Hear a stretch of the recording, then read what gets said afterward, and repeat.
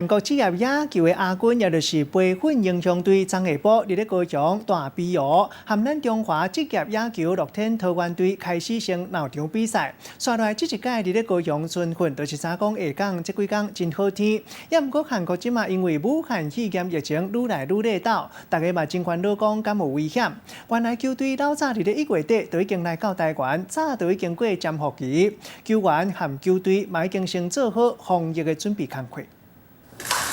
球棒一个讲，就先得到分数。韩国职棒北京英雄队23号下晡伫咧丁清湖棒球场对决中华职棒乐天桃园队。北京英雄队是去年韩国职棒亚军，真有实力。这回会选择来高雄做训练，就是看到南台湾的好天气。这里天气很好。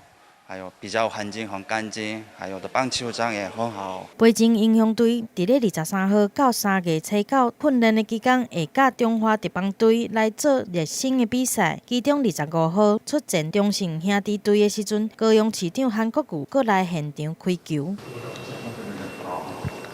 只是武汉肺炎当伫咧南韩传开，互南韩全国拢变甲足紧张的。北京英雄队即摆来嘛不免互人烦恼。其实球队早就伫咧今年1月底就已经来台湾啊，会训练到2月12号为止，球员拢无发烧，这症状嘛已经过了潜伏期。棒球队这个韩国的出跑的以前都检查身体啊，戴口罩。检查的温度，所以他们很多安全的。强调每一个球员健康拢无问题，但面对武汉肺炎的疫情，球团球员嘛拢真谨慎小心。已经很多准备来的酒精啊、口罩，他们也很小心。本来的时候休息天，他们出去玩，但现在呢，他们不行，都是在酒店休息。武汉肺炎疫情继续传开，尤其是韩国的病例，一短时间内真快速的累积。这一回球团来台湾，嘛意外暂时闪过疫情。